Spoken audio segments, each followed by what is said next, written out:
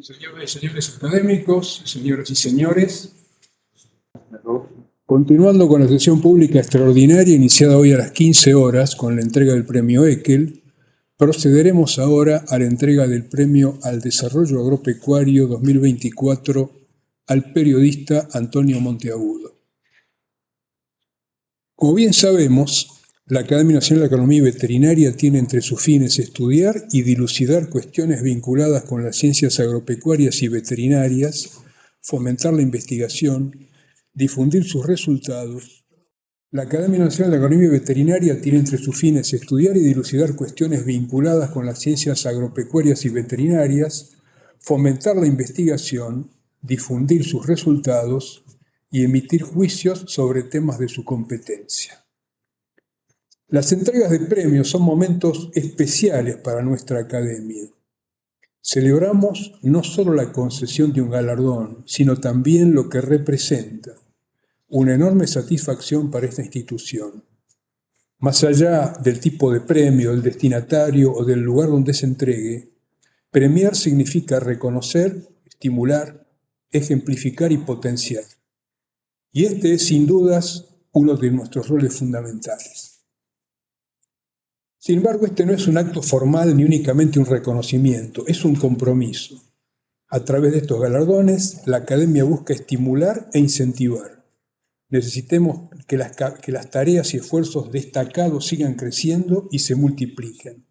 La interacción entre los premiados y la Academia es una fuente constante de vitalidad y renovación para ambas partes. Los premiados reciben el respaldo y reconocimiento de la Academia, pero la Academia también espera de ellos continuidad en el esfuerzo y el ejemplo. Uno de los temas recurrentes dentro de nuestro cuerpo académico ha sido siempre la difusión de nuestras actividades. Y no es para menos, muchas veces enfrentamos desafíos en cuanto a qué contenidos compartir, cómo hacerlo y cuándo. Tal vez lo que nos falta sea un poco de periodismo. El periodismo es mucho más que una profesión. Es una disciplina que implica recopilar, verificar, analizar, interpretar y difundir información sobre eventos actuales, temas de interés público o hechos relevantes. Su objetivo esencial es informar a la sociedad de manera veraz, ética y objetiva, desempeñando un papel clave en la promoción de la transparencia, la democracia y la rendición de cuentas.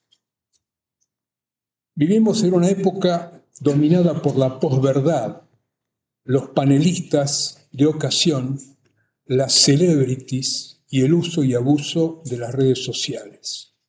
En este contexto, tal vez sea el momento de hacer una pausa, respirar hondo y reflexionar sobre el rol imprescindible del periodismo. Hoy más que nunca necesitamos que cumpla su función fundamental. Como dijo Camus, un periodismo libre puede ser bueno o malo, pero sin libertad el periodismo solo puede ser malo. Y acá rescaté las palabras de Michael Daver, que me parecieron particularmente interesantes. Él dijo lo que todos sabemos, la información es poder, pero la completó. El tipo dijo, la información es poder, la desinformación lo es aún más. Hoy premiamos a un periodista, pero no a cualquier periodista. Antonio Monteagudo es uno de los buenos. Con cerca de 50 años de trayectoria, Antonio y yo compartimos algo más que la misma generación. Compartimos la pasión por la difusión del conocimiento y una amistad de muchos años. Y a raíz de mi amistad con Antonio, tengo que decir algo, y es que desde hace muchos años yo pienso que Antonio tiene que ser premiado. Pero nuestra amistad le jugó en contra. Yo nunca lo propuse, Antonio, precisamente por eso. Y por suerte hubo otros académicos que tomaron mi lugar y lo hicieron con mi beneplácito, por supuesto. Por todo esto, este momento tiene un significado especial. Se va a referir a esto el presidente del jurado, el académico Fito Cantet, pero antes de escuchar A Rodolfo le vamos a entregar el premio Antonio.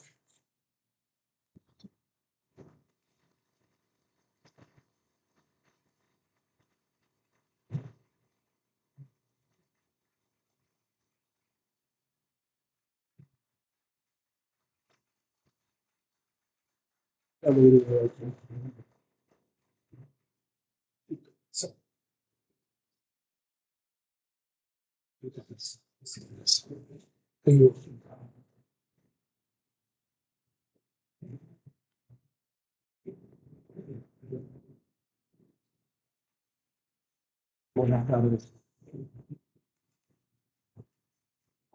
Señoras y señores, la ganadería argentina registró su máxima exportación de carne en 1924, cercana al 1.000.000 de toneladas.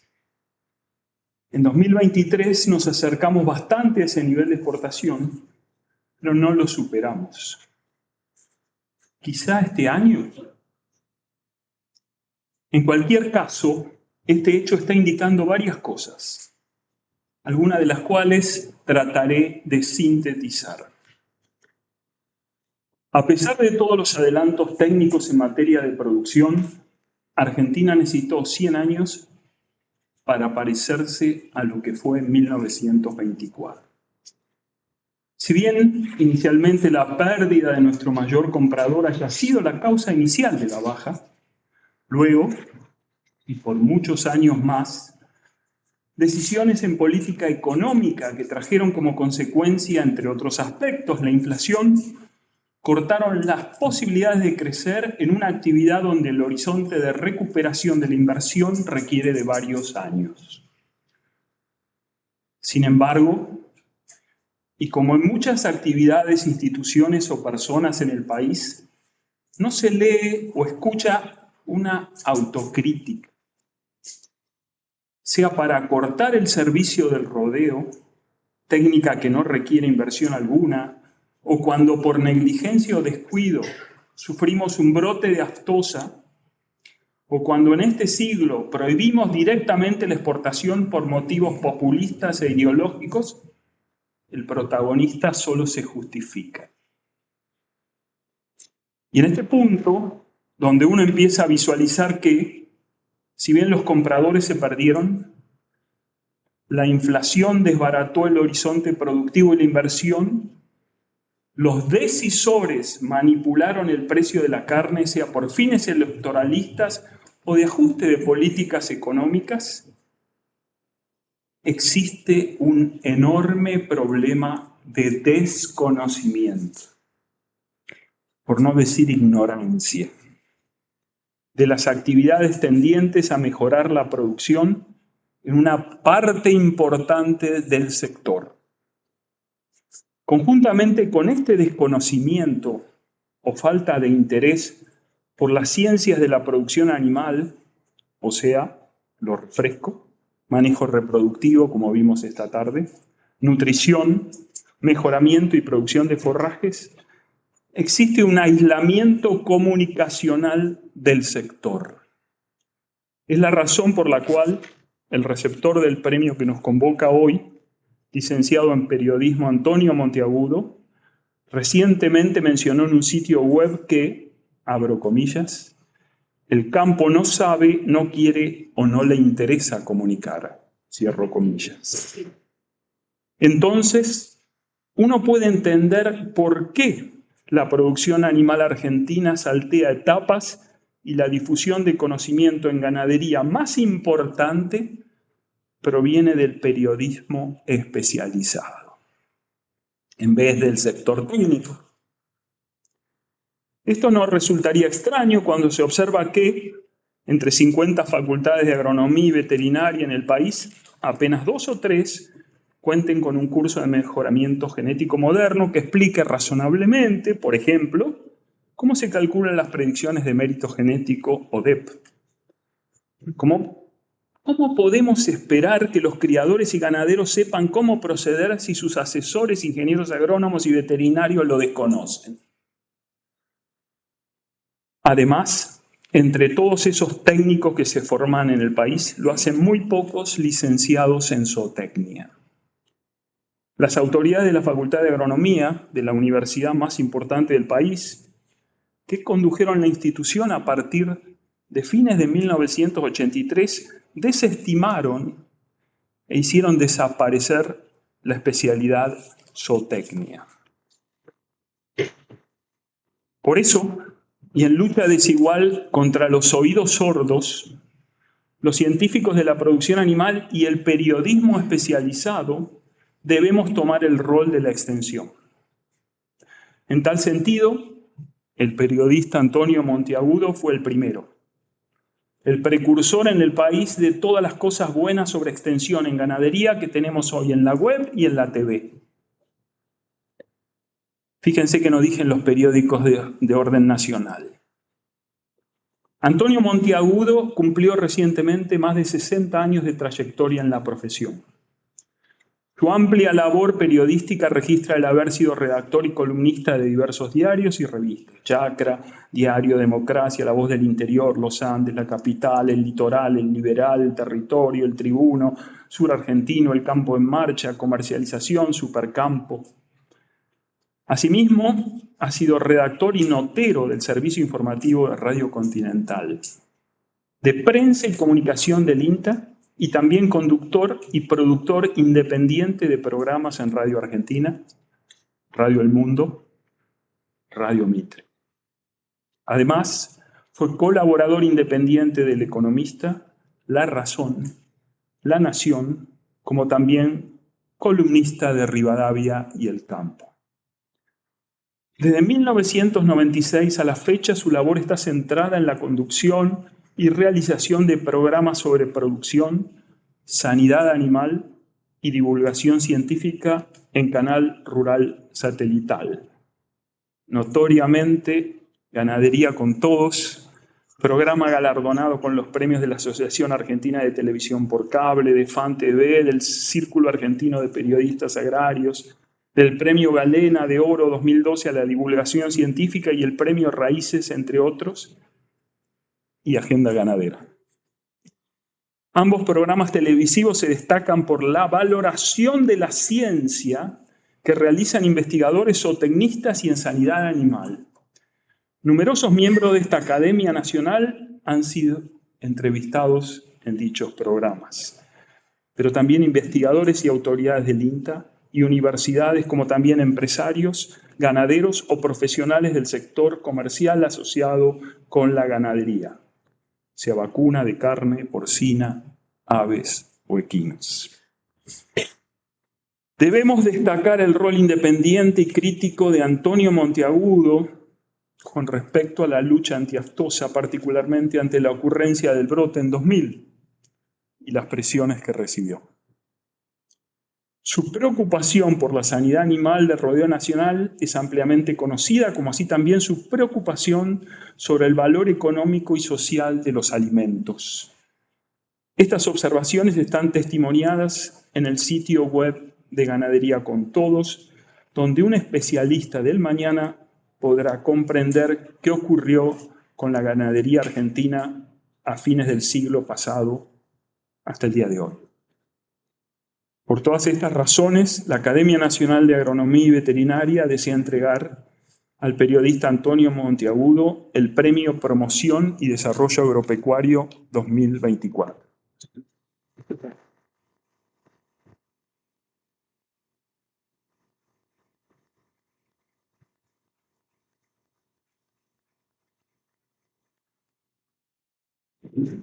Bueno, Antonio, le vamos a dejar solo ahora. Así que nosotros nos retiramos para el costado, Fito.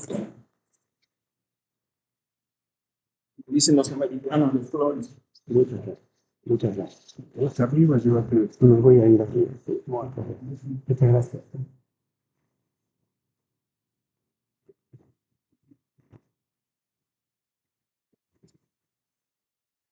Bueno. Muchas gracias. Buenas tardes a todos y cada uno. En primer lugar, hoy en el mundo, en algunos lugares del mundo, se festeja el Día de Acción de Gracias.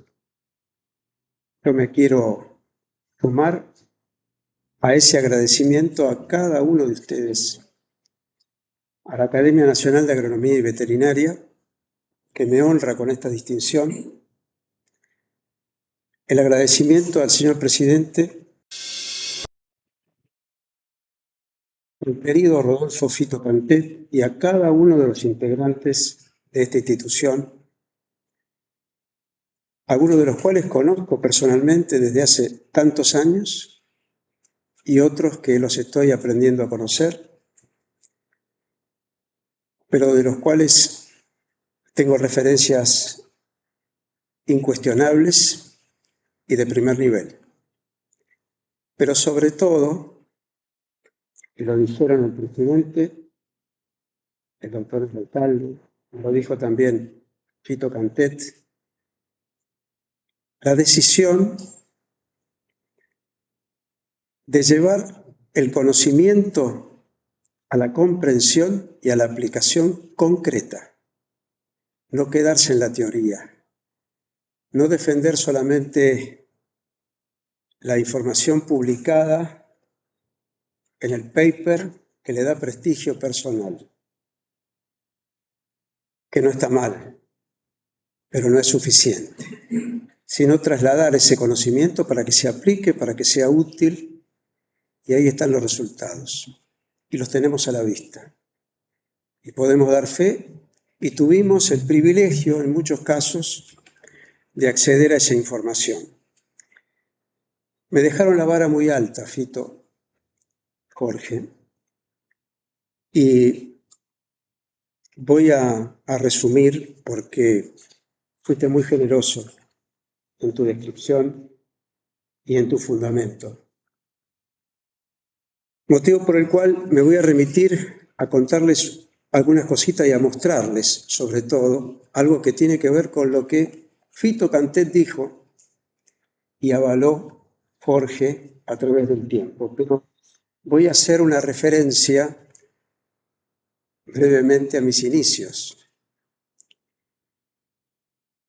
Empezamos haciendo periodismo allá en la década del 70 y me tocó en aquellas oportunidades difíciles para conseguir empleo golpear puertas. Y golpeaba las puertas que cualquier periodista buscaba cuando estudiaba. Las puertas de las revistas, de los diarios, en ese momento la televisión todavía estaba en ciernes, no estaba definida para el sector, ni mucho menos, las radios, las emisoras de radio. Y cuando fui a golpear en una editorial, golpeé en la puerta equivocada, porque la persona que me atendió me preguntó qué hacía ahí. Y dije, vengo a pedir trabajo.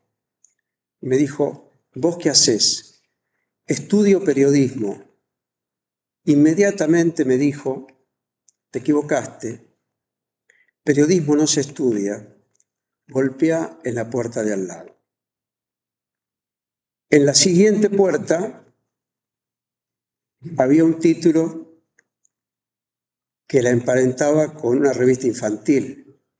Y un poco más allá, unos pasos más adelante, otra puerta era de una revista agropecuaria. Instintivamente, quizá como un acto de preservación, de autopreservación, golpeé en la siguiente. Y me recibió un señor, para aquella época, yo tenía en ese momento 19 años, un señor que ya peinaba canas, y me preguntó lo mismo, y yo dije, otra vez sopa. Y cuando le contesté, me dijo, siéntese, escriba 20 líneas con la noticia del día. Me tomó el examen. E inmediatamente leyó y me dijo, ¿qué hace los fines de semana? Juego al handball. ¿Puede dejar de jugar alguna vez a ese deporte para probar, para ver qué hacemos? ¿Cómo no? Ese señor era don Juan Esteban Ezcurra, En ese momento era el secretario general de redacción de la revista La Chacra y me dio la primera oportunidad para ir a recorrer exposiciones, muestras, algún remate, de lo cual yo no sabía absolutamente nada y tenía que aprender. Y allí nos fuimos con un camarógrafo, en ese momento con un fotógrafo, no había cámaras, Roberto, no había cámaras como la tuya. Y empezamos a trabajar.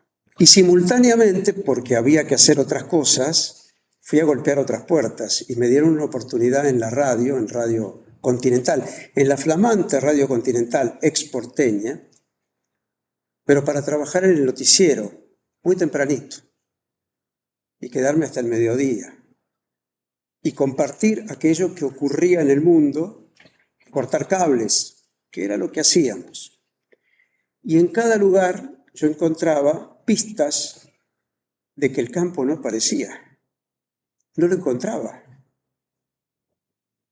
Y una vez el jefe de redacción me dice, hay veda al consumo de carne vacuna.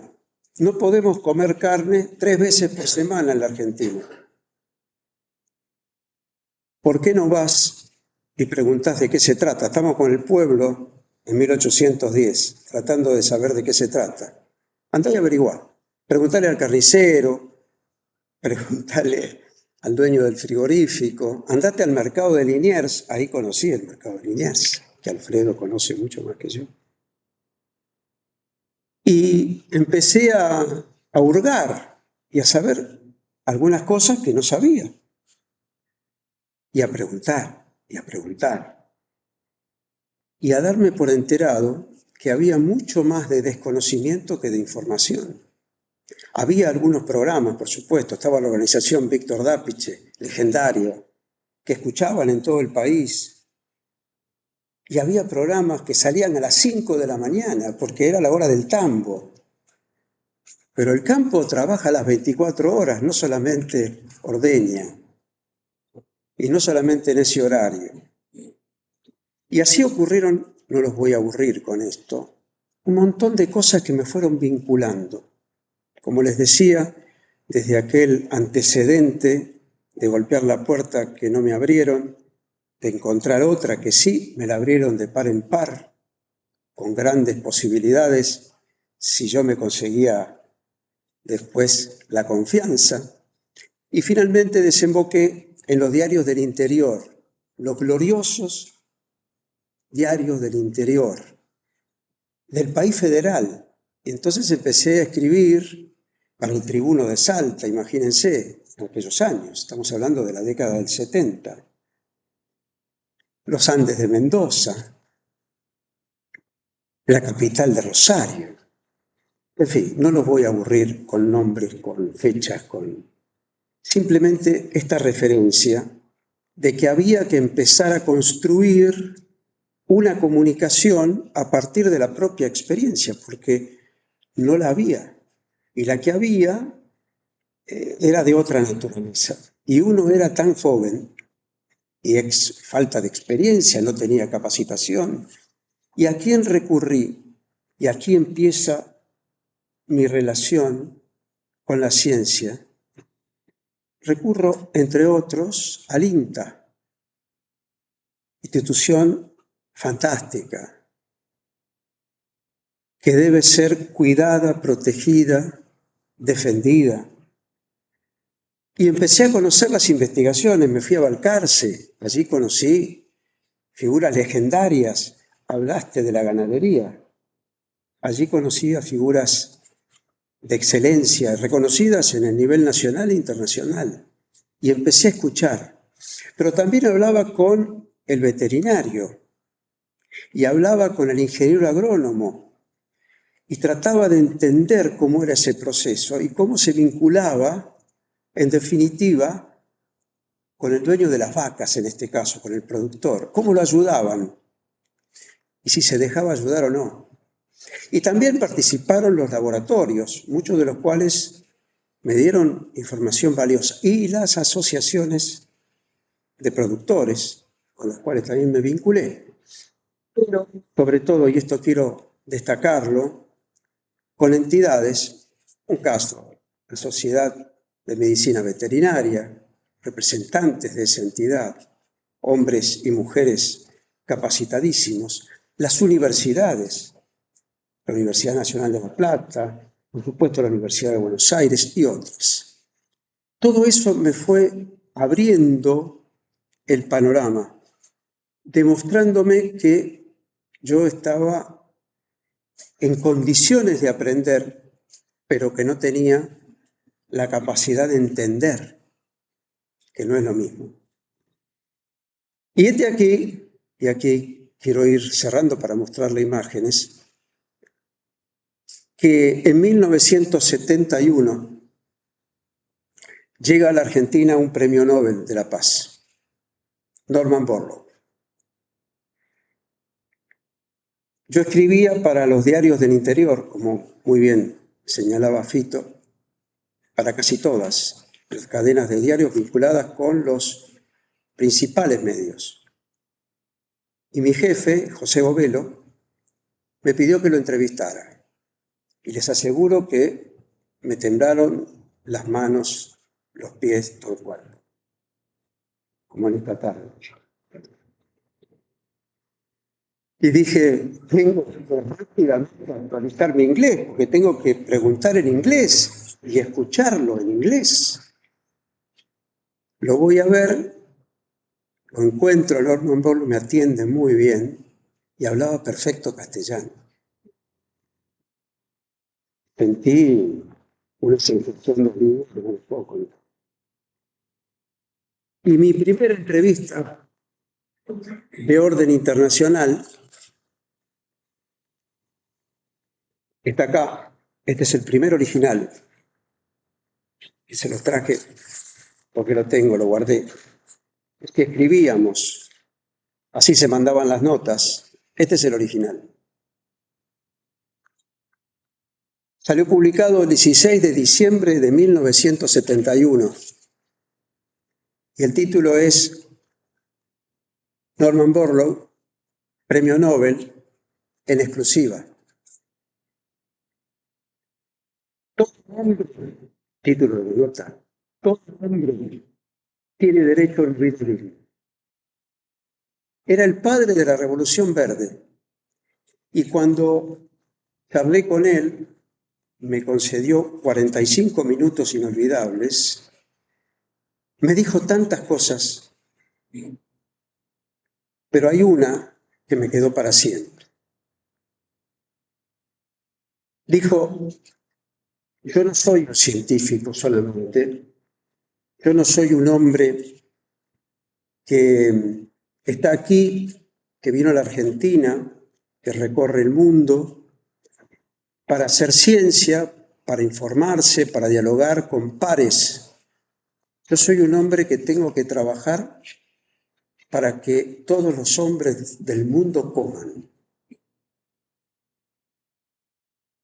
Ahí entendí, ahí en cuenta la importancia que esto tenía. Y le digo, a este hombre le dieron un premio Nobel por el conocimiento, sin dudas. Estuvo trabajando con los trigos humanos. Si podemos ver la foto de Norman Borlaug, me gustaría que les brindamos un homenaje. No por mí, sino por lo que significó, y ustedes me corregirán si no están de acuerdo, porque a partir de ese momento empezó a comprenderse el significado de lo que era la ciencia, lo que significa hoy día también aquello que él hizo. Y lo voy a hacer muy corto, y voy a leer simplemente un párrafo de lo que dijo él, Norman Borlaug, Norman Ernest. Sabemos muy bien que en el año 2000 la población de la Tierra se duplicará. Necesitamos, por lo tanto, contar para entonces con suficientes recursos para evitar el flagelo del hambre que hoy, como siempre, azota a buena parte de la humanidad. y cerraba aquella nota, no existe ninguna semilla milagrosa. Si bien mediante la introducción del plasma germinal de trigos mexicanos a la genealogía de trigos argentinos, estaba la Argentina en el primer plano mundial en 1970. Se han logrado excelentes resultados, decía él. La tarea, sin embargo, debe continuar con la aplicación de técnicas para mejorar la fertilidad de los suelos, la selección de variedades más resistentes y la utilización de recursos naturales que no vayan en contra de la naturaleza. Fíjense la actualidad que esto tiene. Hoy se está hablando de producción sostenible. Lo hemos discutido en esta misma mesa hace muy pocas horas, pocos días. Allí está Gerardo Leota, que tuvo la gentileza, junto con el doctor Van Gelderen, de invitarme, con Juan José, director ANAON, con el ingeniero Jorge Gutiérrez. Compartimos esa jornada. Se está discutiendo hoy esto que planteaba este adelantado. Antes de 1970, porque claro, el premio Nobel se lo dio a la Academia en esa oportunidad, pero él trabajaba desde hacía ya 15 años atrás. Premio Nobel que resultó un paradigma porque recorrió el planeta y porque su revolución alcanzó al planeta. Pero entre tanto ocurrieron otras cosas. Y yo les quiero invitar, y no quiero aburrirlos, a compartir algunos fragmentos de cosas que hicimos juntos con nuestros equipos de trabajo. Cosas que tienen que ver con el diario vivir y lo que pasó particularmente en nuestro país. No tengo todos los registros, sería larguísimo ponerlos acá en la tarde, se quedarían hasta mañana para verlo, pero hemos hecho una selección y los invito a verlas. Por favor.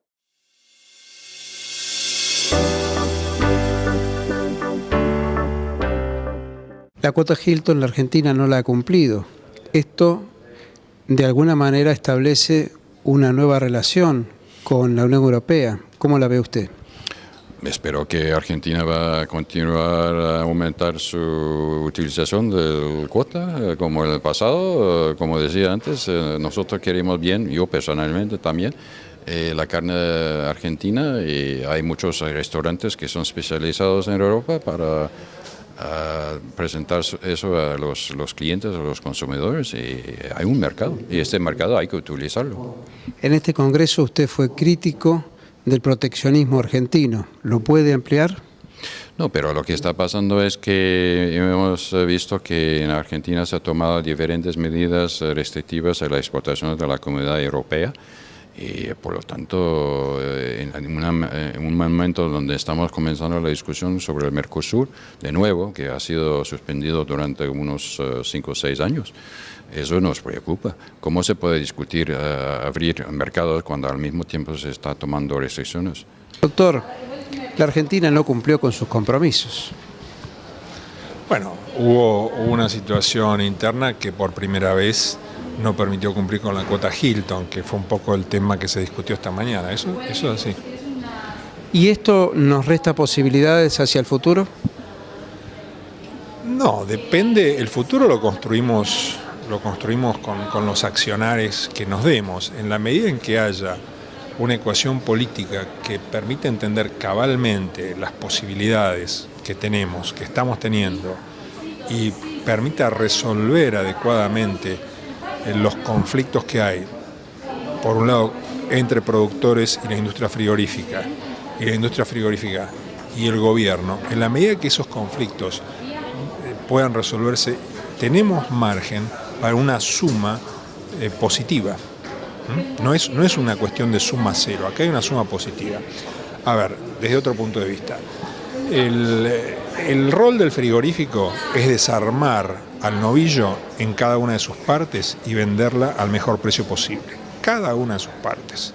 Entonces, hay una cantidad de combinaciones muy fuertes. El mundo está demandando los llamados cortes de alta calidad, el rump and loin, bife angosto, cuadril. Hay una demanda muy, muy fuerte que esa demanda, manejada correctamente, puede permitir un alto nivel de consumo internamente y a la vez una presencia internacional importante. Yo me recibí de veterinario en el año 76 e inmediatamente comencé a trabajar en el equipo del doctor Raúl Roldán, que llevaba adelante la cátedra de patología de reproducción obstetricia en La Plata. A partir de ese momento comenzamos inmediatamente con la inseminación artificial y con la sincronización de celo. En esa época recién había salido la prostalandina, que venía en una ampollita con el liofilizado. Era Fuji, era la marca, y era japonesa. O sea, en el año 76-77 hicimos las primeras experiencias en sincronización de celo. Simultáneamente con eso, Caín Rodríguez Dubra ya había comenzado a trabajar en transferencia embrionaria. Y en el año 78 hizo la presentación en un congreso que hubo en la ciudad universitaria de Buenos Aires. Y a partir de ahí, yo comencé toda mi vida detrás de la inseminación artificial y de la transferencia embrionaria. Desde el año 80 hasta la fecha, exclusivamente detrás de las biotecnologías del embrión. Hablando de biotecnología, tenés las biotecnologías de la reproducción y las biotecnologías de ingeniería genética, que es con modificación del genoma. Son los organismos genéticamente modificados, como la soja transgénica o la Escherichia coli, que producen insulina para el hombre. Entonces, o actualmente la vaca pampa mansa, que produce hormona de crecimiento humana. Nosotros estamos del lado de la biotecnología, de las biotecnologías de la reproducción aplicadas a la zootecnia, como la inseminación artificial y la transferencia embrionaria, con fines productivos, producir más leche y producir más carne, más alimentos para la humanidad. Transferencia embrionaria. Hoy está en boga, todo el mundo habla de ella, pero en síntesis, Carlos, ¿qué es? Es transferir un embrión de una vaca en particular, en este caso siempre es una vaca superior de un valor comercial excelente, hacia otra vaca, por eso se llama transferencia, hacia otra vaca que va a ser las veces de incubadora o de nodriza. De manera tal que esta vaca, que es una vaca funcional, que es una vaca normal, pero de menor valor comercial o de menor potencial zootécnico, ¿no?, va a producir durante la gestación, va a servir de incubadora viviente, de nodriza, el embrión de la vaca superior.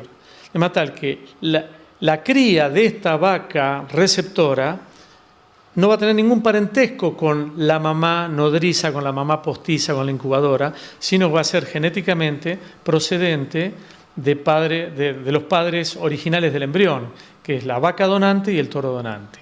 Nos están visitando alrededor de 50 delegados de casi de 18 países. Es un récord para todas las reuniones que se han hecho del secretariado. Con ellos también han venido criadores que, sin ser delegados, se interesan por conocer nuestro país, por lo que tenemos alrededor de 180 inscritos en total, lo que realmente para un secretariado es muy importante. La esperanza es que, recogiendo una gran cantidad de información, podamos cubrir las predicciones de los distintos ambientes. Sin embargo, mi sensación es que va a costar mucho llegar a los números que vemos que son importantes para generar confiabilidad en estas predicciones. Imagínense, si todavía tenemos cambios importantes en los ambientes, las cosas van a ser más complicadas. ¿Qué te sugiere lo que se dijo aquí acerca de quién es el dueño de la información? Está muy claro. Creo que yo en alguna ocasión anterior que me has entrevistado sugerí de quién debería ser el dueño de la información, y creo que los oradores han sido coincidentes todos en que los criadores deben ser los dueños de la información y controlar ellos mismos su propia evaluación. En síntesis, Fito, ¿qué aporta esta conferencia, esta reunión que hemos escuchado hoy? Yo creo que para generarle consejos de exactitud a los criadores vamos a tener que, si vamos por este camino, usar la información nuestra lo más relacionada posible. No confiar en que ni aún el Hereford uruguayo, o el Angus uruguayo, o el Brangus uruguayo nos va a ayudar en nuestras predicciones, sino que si vamos por este camino vamos a tener que desarrollar cuanto antes o en la medida de las posibilidades nuestras propias predicciones. Eso, no jugarnos por nada que no sea lo exclusivamente nuestro en la medida del desarrollo. Hemos podido escuchar cómo la Angus americana está trabajando con empresas privadas en cuanto al genotipeo de la población Angus y esa información la utiliza para incorporarla a las DEP tradicionales y así aumentar la precisión e incluso trabajar con mucha más anticipación en los animales jóvenes que no tienen progenie. Mientras que la recomendación de la Asociación Argentina de Angus es distinta, es tener la propiedad de los genotipos a través de empresas privadas, pero siendo propietarios de los genotipos para volver a esa población de referencia y rechequear los parámetros básicos cada generación de bovinos, que puede llegar a ser cada 4 o 5 años, como lo son dueños también de los pedigrees y los datos de performance. Así que, digamos, desde el punto de vista de las técnicas, y yo creo que el doctor Cantete lo explicaba muy bien recién, hay distintas maneras de llegar. No obstante, los resultados son muy parecidos que trabajan GeneSeq o Illumina, por ejemplo, pero hay diferencias en el criterio de cómo manejar la reserva de esos datos, y creo que esto es importante porque nos enriquece mucho a nosotros. Yo fui invitado como miembro de la Comisión Técnica de la Angus, es un placer haber estado escuchando a Dorian Garrick y a Taylor, que son investigadores de altísimo prestigio en Estados Unidos, como también el doctor Guitú, aquí en el INTA en Argentina. Y yo creo que de todo esto va a salir una buena conclusión que va a beneficiar a la raza a nivel mundial. Recuerdos, algunas puntualizaciones, y cuando revisamos el archivo, qué bueno es tener archivo, qué bueno es tener archivo. Nos enseñaron también en la universidad, pero en la vida, en la experiencia cotidiana, en las redacciones, que había que guardar la información. Ustedes escucharon, la Argentina en 2010 suspendió el envío de carne a la Unión Europea. 2010. Esta es una realidad que hemos vivido, así como vivimos la aftosa. Yo lo miro a Bernardo Cané, por allí veo a distinguidos especialistas en la materia, aquellos que han transitado por aquellas experiencias, la famosa mentira de la aftosa a la cual hacía referencia, que nos valió con Alfredo algunos disgustos, algunas cuestiones que afortunadamente se superaron porque decíamos la verdad. Y a veces la verdad duele, la verdad cuesta. Uruguay dijo la verdad en el año 2001, en 6 meses, lamentablemente estuvieron fuera del mercado de Estados Unidos, pero volvieron a los 6 meses. Nosotros demoramos 17 años en retornar a Estados Unidos y creo que algo más a México, por ejemplo, corríjanme. Esto quiere decir que honrar la verdad, honrar lo que es genuino y es verdadero, implica un compromiso. Y el comunicador tiene que asociarse a ese compromiso. Hoy se habla mucho de cierto periodismo identificado con unos u otros. Nosotros optamos por otro camino, por el camino del medio. Entonces, en nuestro caso, en el mío, en hacer de la verdad un compromiso, un servicio. Vamos a otros momentos y otros protagonistas y un pequeño comentario. No los quiero aburrir.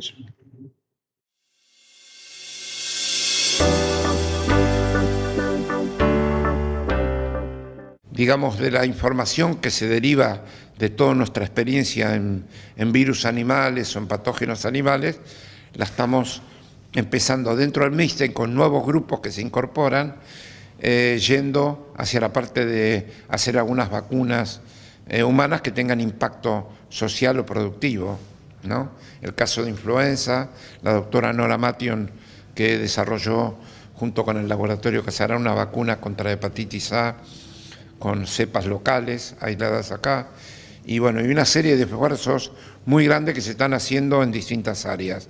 Un tema relevante que está de moda y que me parece que está en la frontera del conocimiento son las células madres, y también hay un grupo dirigido por la doctora Balañá, que acaba de venir de Francia y que se incorporó con nosotros y está desarrollando una tarea básica y aplicada sobre células madres que tienen que ver con el folículo piloso, y está estudiando la interacción de las distintas células que forman parte de ese pequeño órgano, que en realidad no es tan pequeño porque si multiplicamos la cantidad de pelos que tenemos en la piel es casi un órgano monstruoso, y de ahí se pueden derivar terapéuticas futuras para no solamente para la zona capilar, sino también para otras enfermedades como son las células madres. Esto es importante porque constituye además, lo decíamos en una nota anterior, una dinámica, una evolución permanente que tiene un destinatario, que es el hombre, en definitiva el centro de toda la acción. Exactamente. Creo que digamos que la oportunidad que se nos dio de poder estar en un ambiente productivo, quiero dejar en claro la generosidad del laboratorio Casará, que sin ningún interés particular ha apoyado al Centro Milstein. De hecho es parte de la creación del mismo, la ampliación de nuestro viejo y querido CEBAL, y eso nos permitió también acceder a créditos y fondos del Ministerio, que a través de asociaciones público-privadas que permiten ampliar el rango de acción. ¿Cuánta gente te acompaña? ¿Cuál es la dotación de investigadores, científicos que están en el Centro Milstein en este momento? Y hay aproximadamente 100 personas. Muchos de ellos jóvenes. Jóvenes, en la edad promedio alrededor de 40 y pico de años. Ya no es el viejo Sebán, que era una edad promedio elevada, ahora hay muchos jóvenes. Y eso creo que es lo que es importante, porque son los que van a tomar la posta para el futuro. Inicialmente estaba solo, ¿no? Es decir, y el hecho de estar solo a veces lo que lleva a la búsqueda, y por suerte pude ir armando un equipo de gente. Inicialmente una persona que vino de España, un investigador de España, que quería integrarse a la ciencia argentina, que lo incorporamos. Y posteriormente fuimos aplicando a diferentes becas, a cargos docentes, para tratar de ir formando el grupo de investigación que tenemos hoy, que son de más de 12 personas. ¿Cuál fue el primer trabajo que realizaron aquí? Bueno, eso es, éramos tan pobres, siempre digo. Es decir, antes de que nosotros recibiéramos el equipo, que fue gracias a quien era decano de la facultad en ese momento, que nos permitió a través de un crédito que hubo tener el equipo inicial, el doctor Fernando Vilela. Bueno, antes de esa situación no teníamos nada para trabajar. Lo único que teníamos era las ganas, y nosotros queríamos trabajar en bovinos, que era nuestra meta, nuestro sueño, pero ni siquiera teníamos el dinero para ir a buscar ovarios a los frigoríficos, que era nuestra materia prima. Entonces empezamos a trabajar en gatos, porque se castraba, estábamos en la ciudad de Buenos Aires, se castraba, y los primeros óvulos que se empezaron a trabajar, que los óvulos son indistinguibles de lo que es un bovino, entonces empecé a entrenar gente usando los óvulos de gato, ¿no? ¿Y después qué siguió? Porque por allí estuvieron, claro, tuvieron amplia prensa, difusión, incluso a través nuestro también, las vacas transgénicas. Correcto, es decir, lo muy atractivo, es decir, tal vez en una experiencia preliminar a lo que está sucediendo hoy en día. Yo recibí una invitación de Lino Barañao, quien hizo los contactos con las empresas privadas, y yo venía a hacer un doctorado en la Universidad de Massachusetts, e inmediatamente pude acceder incluso a mejor equipamiento del que tenía en Massachusetts en el marco de una empresa biotecnológica de avanzada nacional, e integrarme al equipo que deseaba clonar y producir animales transgénicos, ¿no? Entonces eso permitió que incluso antes de que nosotros tuviéramos laboratorio, poder demostrar que teníamos potencial para generar tecnología, que teníamos en este caso potencial para generar animales que podrían usarse en la industria farmacéutica. Es decir, usted tiene 4 niveles. Si está en los 4 niveles no puede aprender, bueno, porque no quiere. La Argentina, en este orden, ¿cómo está, doctor, en el contexto latinoamericano y mundial? No, acá hay muy buenos epidemiólogos, hay muy buenos sanitaristas. Lo que pasa es que a veces no alcanzan los presupuestos o también está un poco en el interés político. Yo no voy a discutir la parte política. Yo lo que sí puedo testimoniar de que acá hay excelentes epidemiólogos, excelentes bacteriólogos, excelentes sanitaristas que pueden desarrollar cualquier programa de prevención de cualquier tipo de enfermedad. Seguramente hay un equipo grande de gente listo para colaborar y también, como vos, Antonio, me lo decías claramente, el uso de los medios es de fundamental importancia, porque, bueno, en mi experiencia yo sé que los medios llegan y que este medio llega a muchos lugares en el campo donde uno podría hacer una docencia muy importante. En este caso podríamos decir que es muy bueno lavarse las manos y mostrarlo. Sí, definitivamente. Lavarse las manos bien lavadas, lavarse las manos durante 1 minuto, con un buen jabón y una buena cantidad de agua. Y bueno, y esto es una cosa que los productores tienen que saberlo, tienen que saber que tienen que lavarse las manos para, bueno, hablamos del productor, lavarse las manos para procesar el alimento, lavarse las manos cuando el alimento se procesó. El consumidor tiene que lavarse las manos para preparar la comida, tiene que lavarse las manos cuando terminó de preparar la comida para poder procesar posteriormente la comida hecha. Estas son cuestiones elementales. Lo mismo que los utensilios de cocina. El utensilio de cocina que es utilizado, el cuchillo del asado, por ejemplo, con el que uno corta los pedazos de carne cruda, debe ser lavado, o hay que utilizar un cuchillo limpio, diferente, cuando uno corta el asado ya hecho, en la mesa. Bueno, a lo mejor esto que parecen cuestiones elementales tienen que ser acercadas a la gente como cuestiones importantes para evitar la difusión de enfermedades.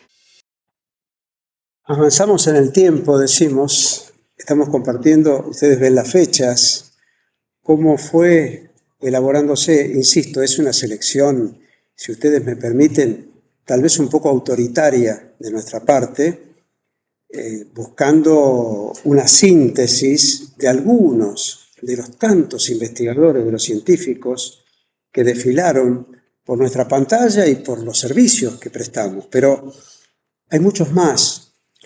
Me quiero detener en varios conceptos que escuchamos ahora, simplemente resumiéndolo en el servicio que hay que prestarle, y ustedes lo acaban también de escuchar y ver, al productor, explicarle en términos llanos, directos, de qué se trata.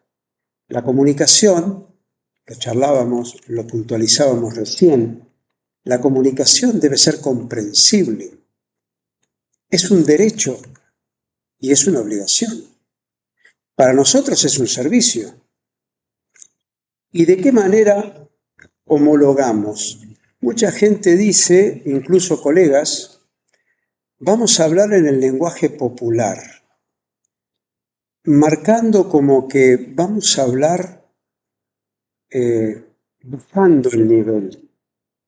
Y yo me permitiría corregirlos. Vamos a elevar el nivel porque nos vamos a esmerar por tratar de explicarles mejor para que nos entiendan.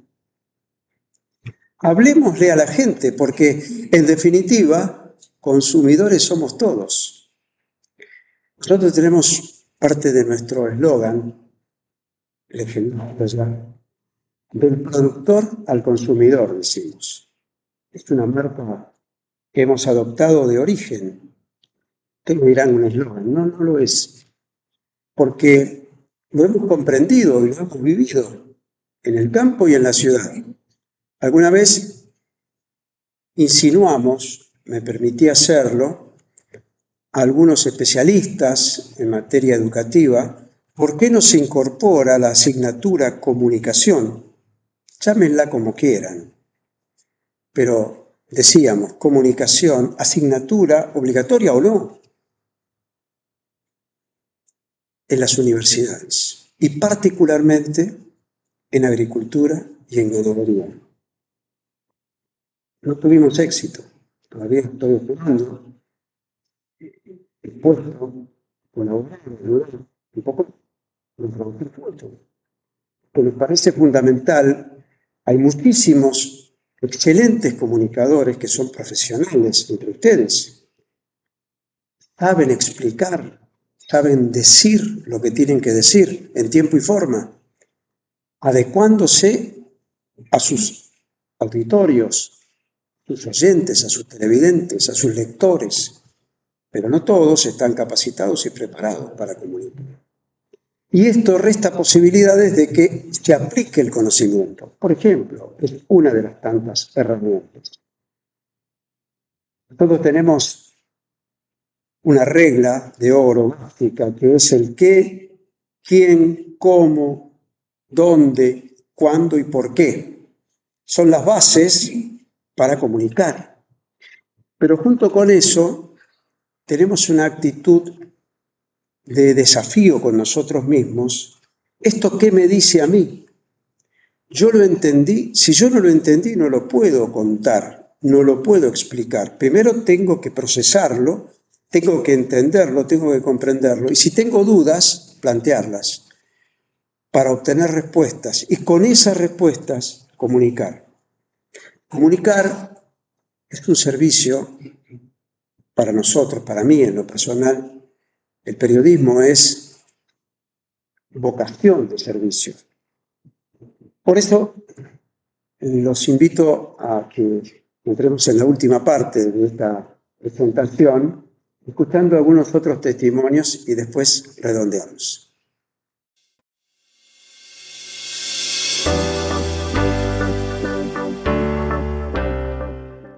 ¿Hay una nueva tecnología para determinar terneza, para tener validada esa terneza? Sí la hay. Y para sorpresa mía, hace 10 años fui a Estados Unidos justamente a ver un equipo que predecía la terneza en la res. No funcionó del todo bien. Pero cuando vuelvo de nuevo a Clay Center, me encuentro otra vez con el grupo de carnes y me dicen la máquina ahora trabaja perfecto y con un 90% de exactitud determina si la carne va a ser tierna o no, la carne del ojo del bife. Pero como el ojo del bife está relacionado en un 60% con los otros músculos de valor, si el ojo del bife es tierno, los otros músculos de valor también tenderán a ser tiernos. Esto es crucial porque, por ejemplo, para las razas como que tienen cruza con cebú, que uno de sus problemas es la terneza de la carne, les va a permitir seleccionar rápidamente por los toros que dan carne tierna. Esto es revolucionario.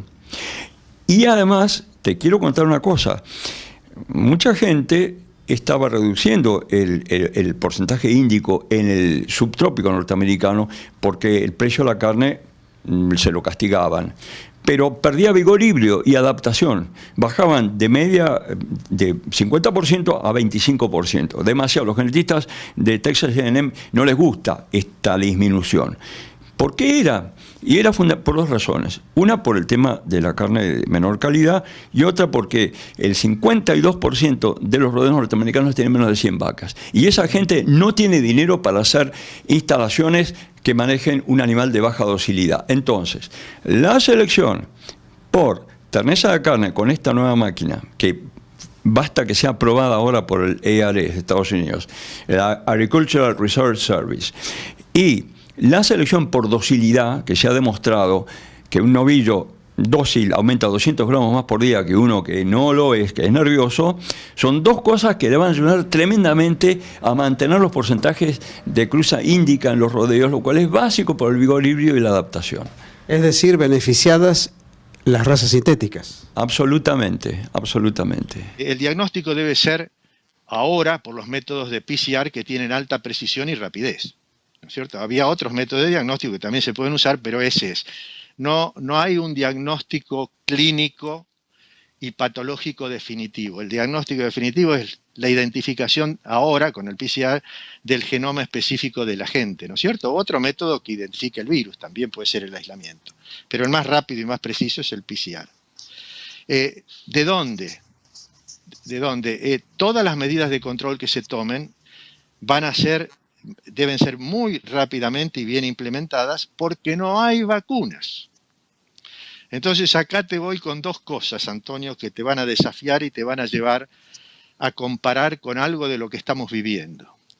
Primero, la enfermedad, la infección, en esta expansión hacia Asia, llegó a Oceanía, Papúa, Nueva Guinea, Timor, y ahora, con la ocurrencia en la República Dominicana, estamos frente a una panzotia, que te recuerda el nombre a pandemia del COVID.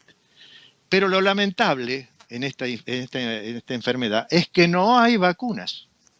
Claro. Y hay varios desarrollos en marcha de vacunas desde que yo me acuerdo que empecé a estudiar virología. Se están desarrollando vacunas para la peste porcina africana, ninguna efectiva. Aún hoy no hay vacunas efectivas, porque el mecanismo de inmunidad del virus, el virus infecta a los macrófagos. Los macrófagos son unas células que están relacionadas con el sistema de presentación de antígenos al organismo para que éste reaccione con el sistema inmunitario. Y de alguna forma esto es un poco muy complicado y aparentemente el virus tiene la forma de sobrevivir, porque no hay que olvidarse, Antonio, que acá estamos en plena evolución. Todos queremos sobrevivir, el virus también. Ha encontrado un mecanismo por el cual evade los mecanismos de defensa y actúa. Hoy producen el doble de leche que hace 30 años y tienen la mitad de las vacas. ¿Y cómo hacen eso? Bien, con mejoramiento genético. Todo un dato. Y estamos muy lejos de eso, hablo de la Argentina, hablo de los países de la América del Sur en general. ¿Estamos a muy largo plazo? No te sabría decir si a muy largo plazo, pero sí a mediano plazo. Lo que es fundamental es que los cambios en genética de poblaciones son cambios lentos, son cambios generacionales. Entonces, para ser efectivos en la producción y que se vean, lo que sí necesitamos es estabilidad y se necesita poder hacer una proyección a largo plazo. Hay ejemplos exitosos, muy exitosos en Latinoamérica. Por ejemplo, es el caso de la ganadería ovina en Uruguay, donde han reducido el tamaño de vellón de ovejas merino sin afectar la producción. Y hay casos menos exitosos también. Mi respuesta sería que los resultados han sido heterogéneos y que se puede llegar a mediano plazo. Los resultados seguramente llegarán, pero ya los obtuviste y los estás de alguna manera también mostrando a través de este diálogo, pero sobre todo por tus publicaciones, más de 14, y con participación en otras, también en distintas especializaciones, premios y becas. Por ejemplo, el último premio que obtuvieron, ¿cuál fue? Fue de la Asociación Americana o Estadounidense de Ciencias Animales. Un premio sobresaliente, nos comentan aquellos que saben y mucho más que nosotros en la materia, que te ubica en el primer plano mundial. Bueno, podríamos decirlo, o quizás sea mucho decir, no estaría seguro. Sin embargo, aquellos que conocen y saben acerca de esta materia nos señalan, nos subrayan que es un mérito y es un logro realmente muy importante. ¿Cuál es el próximo paso? ¿Para qué te preparás aquí y ahora y qué objetivo te propones? El objetivo que me propongo por el momento es seguir avanzando en investigación. Ahora estamos haciendo mucho hincapié en métodos para estimar heredabilidades y siempre investigar y desarrollar software mirando al futuro.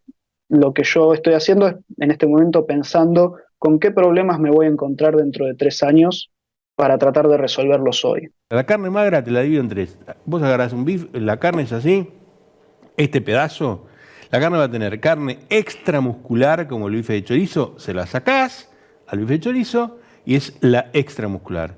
La carne, no sé si se ve así, la carne le sacás la parte de afuera, la grasa.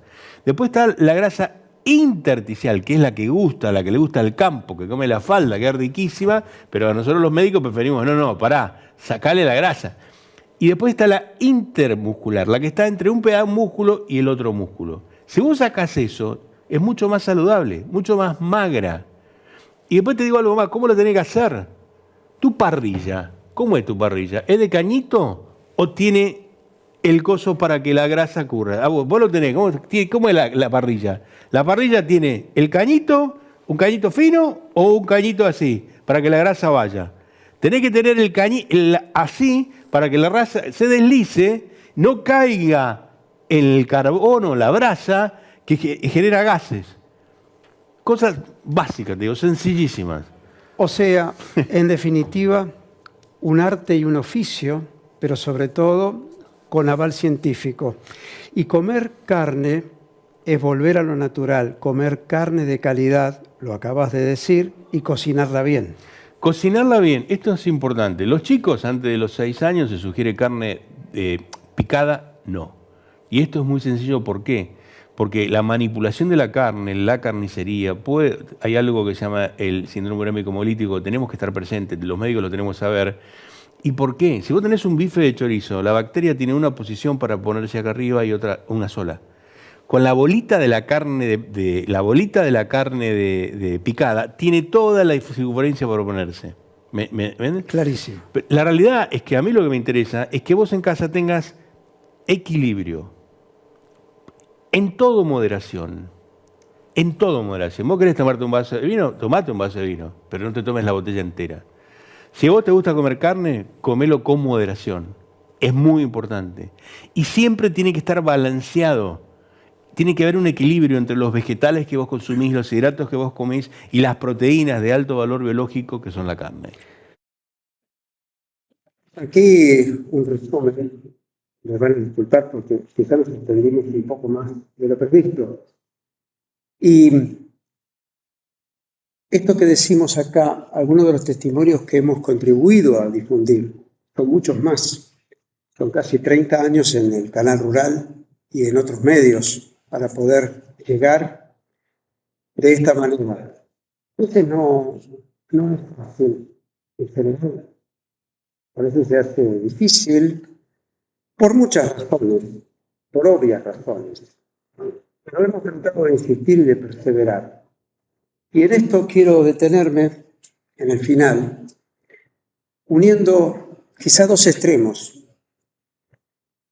Estamos hablando de un premio Nobel de la Paz, que me dio la oportunidad de acceder a mi primera nota de nivel mundial. Alguien con una relevancia especialísima que tiene vigencia hoy. Y quiero unirlo a otro de mis protagonistas de este camino que me ha tocado recorrer. Y precisamente aplicado al camino que me tocó recorrer. Un transportista de Hacienda. Su nombre es Simeón Paco Paiva. Don Paco, tal vez podamos ver la imagen.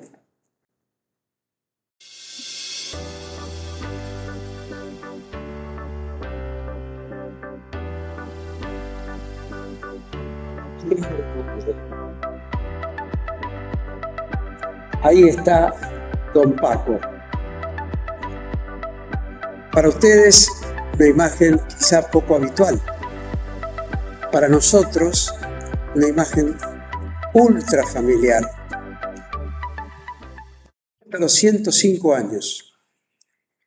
Lo conocimos, todos lo conocimos, en el campo, recorriendo el país y también el exterior, países vecinos. Me tocó hacer una nota para el diario La Nación y también para la revista Supercampo de su tiempo, cuando él cumplió los 100 años. Hicimos la nota me contó varias cosas, muchas cosas. Las voy a resumir en 2 o 3 conceptos muy breves. La primera y fundamental, él construía, no había ni Waze, ni Google, ni servicios de ninguna índole de tipo electrónico, pero moverse, más las hojas de ruta, las había. Él llegaba donde fuera, en cualquier punto de su país, incluso del exterior, de los países vecinos, que también lo hacían. Le pregunté cómo hacían, me dijo por condiciones naturales. Quizá porque yo sea de alguna manera parentesco con el hombre extranjero. Y me dijo, te voy a confiar un secreto cuando me despedí. No sé manejar. El hombre es reconocido en su actividad, en el negocio, no sabe manejar.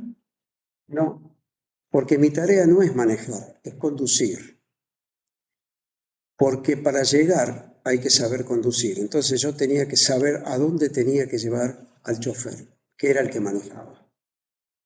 Todavía le debemos el homenaje, que murió a los 105 años, ya hace algunos. Le debemos el homenaje a Simeón Paco Paiva. Su generosidad, haber compartido tanta experiencia, habernos contado historias que después nosotros reflejamos en las páginas de diarios, de revistas. Él sabía todo, o casi todo, porque siempre llegaba a destino, porque sabía llegar. Y quiero cerrar con una evocación, porque en las redacciones nosotros conocimos a muchos periodistas realmente sensacionales, de una capacidad, de una formación extraordinaria, pero también pasaban escritores.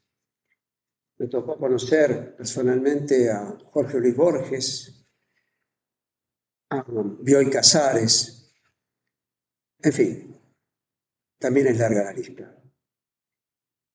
Y todos ellos tenían empatía, como se dice ahora, por la comunicación a través de los medios. En aquellos años, los medios gráficos. Y me detuve un día a leer algo que escribió Gabriel García Márquez. Como ustedes saben, también premio Nobel. El autor de 100 años de soledad. Libro que se presentó aquí, en la Argentina. Libro que marcó y marca un antes y un después en la literatura. Pero Gabriel García Márquez, Gabo, era periodista. Y él se reivindicaba como periodista. Para nosotros, una profesión, pero sobre todo un oficio. Y fíjense el testimonio de Gabo. Periodismo, oficio fundamental, emocionante, es una pasión insaciable que solo puede ser digerible y humanizarse por su confrontación descarnada con la realidad. Eso lo dijo cuando era joven, cuando todavía escribía en los medios. Poco tiempo antes de morir, miren lo que escribió. No quiero que se me recuerde por 100 años de soledad, ni por el premio Nobel, sino por el periodismo. En el fondo, definitivamente, el periodismo es una pasión. Para algunos inexplicable. Para nosotros, un compromiso, un servicio. Yo les agradezco muchísimo, les agradezco a mi familia particularmente, les agradezco a mis padres que me dieron la oportunidad seguir la vocación. Los hijos que me siguen acompañando, que siempre están, mis compañeras, mis compañeras, los amigos, los colegas. Aquellos que ya no están, que me enseñaron, no sé si aprendí, pero traté de hacerlo, pero muy generosos conmigo. Y quiero agradecer a los jóvenes periodistas, y lo digo con absoluta sinceridad, estamos descubriendo una nueva generación de periodistas jóvenes, de mujeres y de hombres, que son realmente la nueva guardia de la comunicación. Es lo que tenemos que defender y valorar. Y sobre todo, tener muy, pero muy bien informados. Y una de las tareas encomiables, en este caso de la academia, es que procura justamente difundir el buen conocimiento. Cuentan con nosotros. Muchísimas gracias por todo. Muchísimas.